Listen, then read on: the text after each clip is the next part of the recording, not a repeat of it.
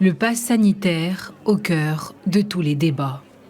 Car dans les pays les plus avancés au niveau de la vaccination, le Green Pass prend de plus en plus d'ampleur dans la vie des citoyens.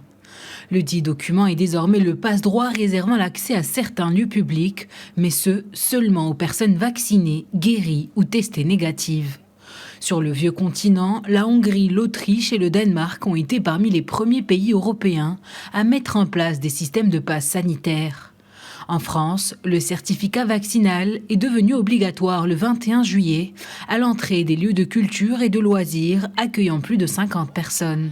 Une décision qui ne réjouit pas tous les Français. Parce que ça crée un clivage dans la population, entre les personnes qui sont vaccinées et les personnes qui ne le sont pas. Il y a des contrôles partout, il y aura des contrôles partout, il y aura un véritable fichage de la population. Éventuellement, les gens ne pourront même plus aller à l'hôpital pour se faire soigner s'ils n'ont pas été vaccinés. C'est absolument inadmissible. La réticence face au pass sanitaire a également été manifestée en Italie. Rome impose depuis le 6 août le pass vert.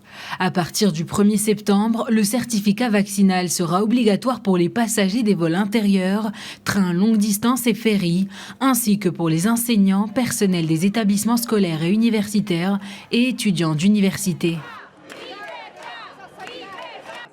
Sono scesa oggi a manifestare contro il Green Pass perché l'altro giorno ho sentito. Aujourd'hui, je manifeste contre le Green Pass car j'ai entendu dire qu'il sera requis pour accéder aux espaces universitaires.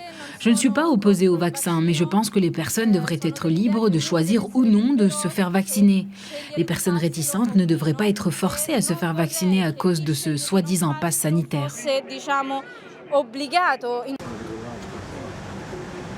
Entré en vigueur le 1er juillet dans l'Union européenne, le pass sanitaire comporte un flash-code qui permet de vérifier si le porteur est vacciné ou dispose d'un test négatif récent. Alors que certains pays semblent être déjà parvenus à une nouvelle étape dans leur lutte contre le coronavirus, de nombreux États sont toujours dans la course à la vaccination.